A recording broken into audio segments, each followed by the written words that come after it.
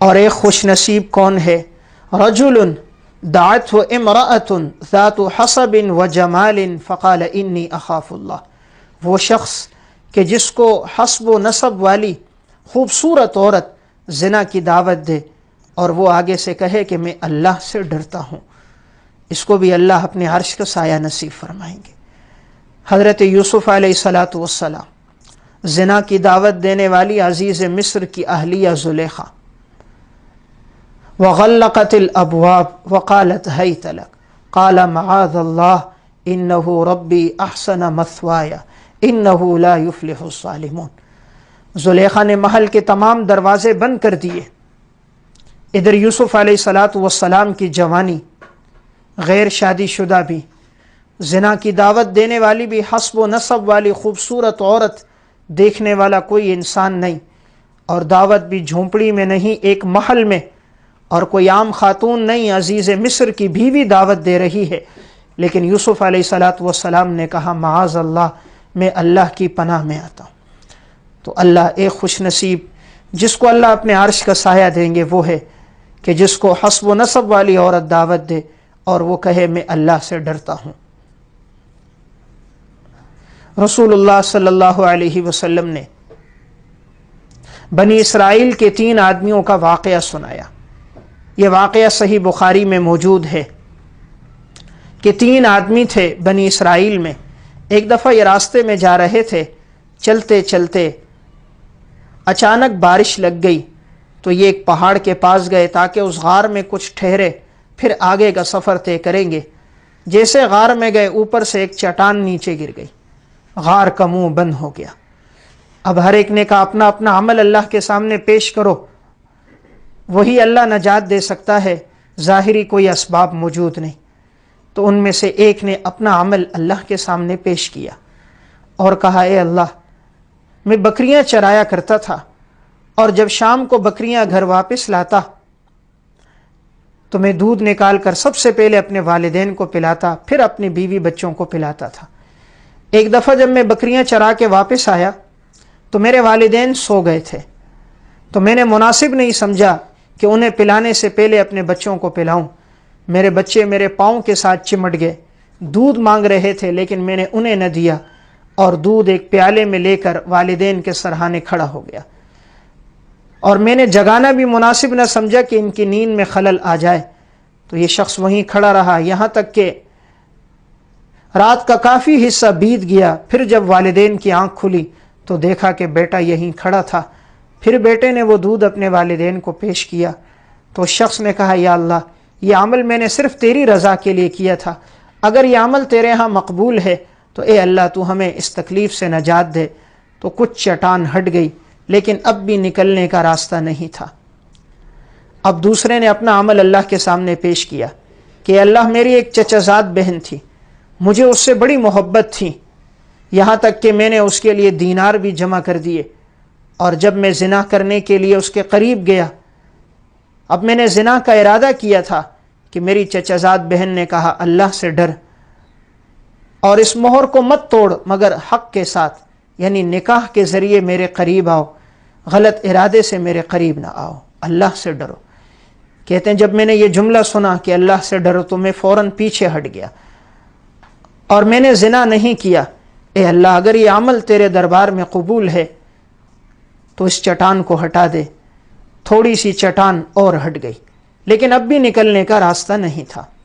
اب تیسرے نے اپنا عمل اللہ کے ہاں پیش کیا کہ اللہ، میرے پاس چند مزدور مزدوری کیا کرتے تھے، ایک دفعہ ایک مزدور اپنی مزدوری لینا بھول گیا اور چلا گیا۔ میں نے اس کی مزدوری سے، اس مزدوری کے مال کو پہلے میں نے فصل پہ لگایا، اور جب فصل کی کاشت ہوئی پھر اس سے بکریاں خریدی، پھر بکریوں کے ریوڑ سے گائیں، اور پھر اونٹ، پھر چرواہے، یہاں تک کہ ایک بہت بڑا ریوڑ بن گیا۔ عرصہ دراز کے بعد وہ شخص آیا اور کہا مجھے میری مزدوری دے دو۔ تو اس نے کہا یہ دونوں پہاڑوں کے درمیان اس وادی میں جتنی بکریاں ہیں، گائیں، اونٹنیاں اور چرواہے ہیں، یہ سب تمہارے ہیں۔ تو اس نے کہا آپ مجھ سے مذاق کر رہے ہو؟ کہا مذاق نہیں کر رہا، تمہاری جو اجرت تھی میں نے اسی کو کام میں لگایا، اور یہاں تک کہ یہ پورا ریوڑ بن گیا۔ اب وہ شخص اس پورے ریوڑ کو ہنسی خوشی لے کر گیا، کہا اے اللہ، یہ کام میں نے صرف تیری رضا کے لیے کیا ہے، اگر یہ تیرے دربار میں مقبول ہے تو اے اللہ تو اس چٹان کو ہٹا۔ رسول اللہ صلی اللہ علیہ وسلم فرماتے ہیں کہ اب پوری چٹان ہٹ گئی اور یہ تینوں آدمی غار سے باہر نکل گئے۔ اس واقعے میں ہمارے لیے سبق کیا ہے کہ انسان زندگی میں ایسے نیک اعمال بھی کرے کہ اگر کسی مشکل میں پھنس جائے تو اپنے نیک عمل کو اللہ کے دربار میں وسیلہ بنا سکے۔ ہم بھی ذرا غور کریں، کیا ہماری زندگی میں بھی کوئی ایسا نیک عمل ہے کہ اگر کل ہم مصیبت میں ہوں تو اللہ کے سامنے پیش کر سکیں؟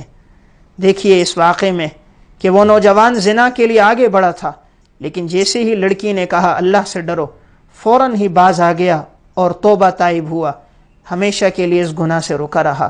تو اللہ جس کو عرش کا سایہ نصیب فرمائیں گے ان میں ایک شخص وہ بھی ہوگا کہ جس کو حسینہ عورت دعوت دے اور وہ اللہ سے ڈر جائے۔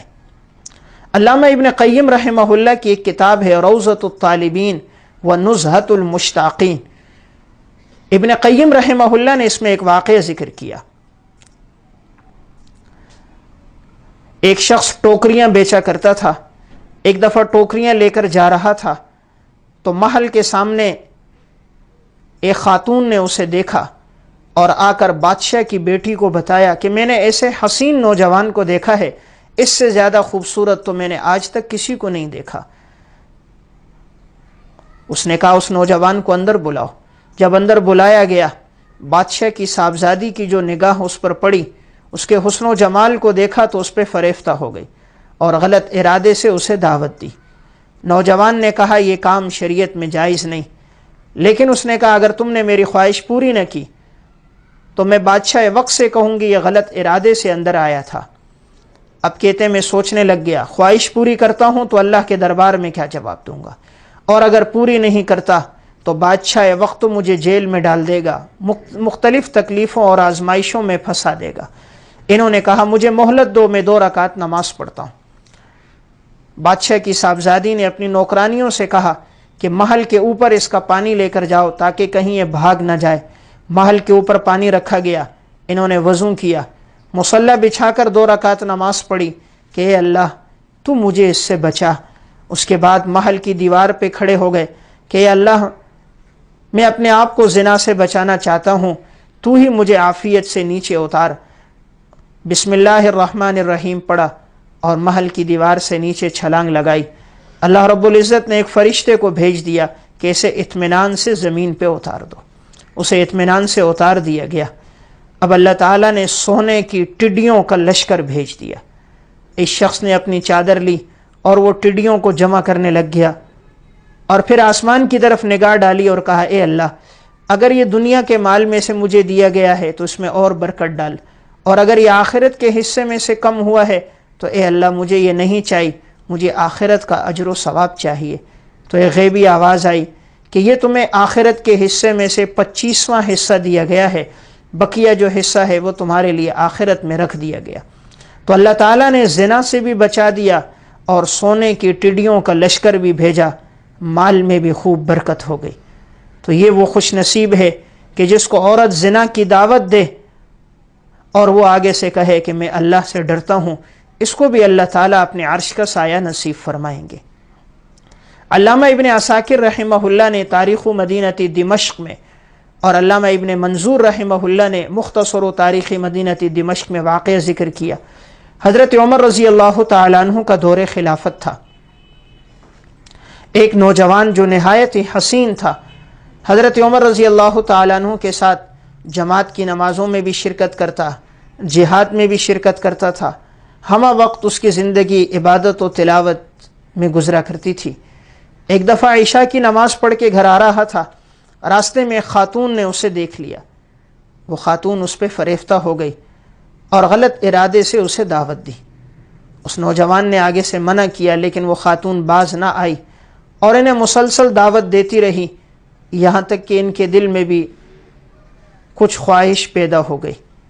جب یہ خاتون کے پیچھے جانے لگے تو دروازے تک پہنچے تھے کہ قرآن کی یہ آیت یہ سامنے آ گئی، ان الذین اتقوا اذا مسهم طائف من الشیطان تذکروا فاذا هم مبصرون۔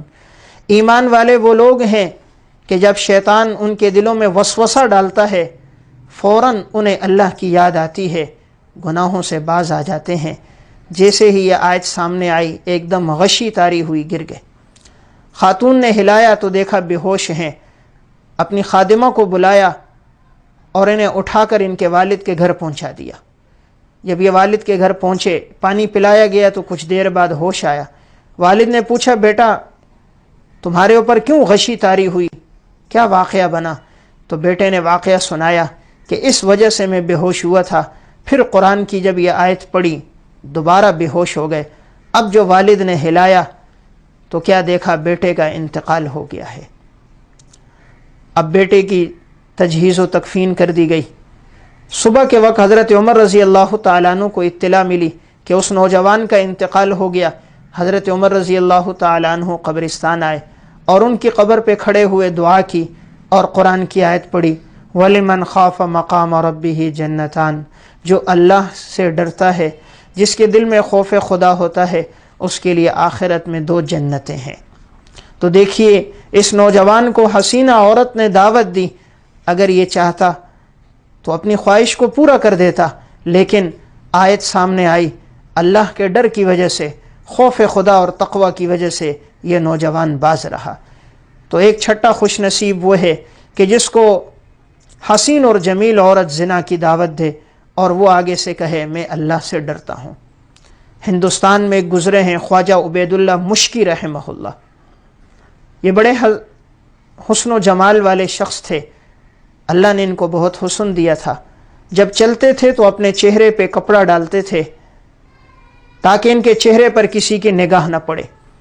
ایک دفعہ جا رہے تھے، ایک خاتون نے دیکھ لیا۔ خاتون نے ان سے کہا، میرے شوہر بیمار ہیں، انہیں طبیب کے پاس لے جانا ہے اور گھر میں کوئی مرد نہیں ہے، آپ آئیے انہیں طبیب تک لے جائیے۔ اللہ والے انسان تھے، واقعی سمجھے ایسی بات ہوگی۔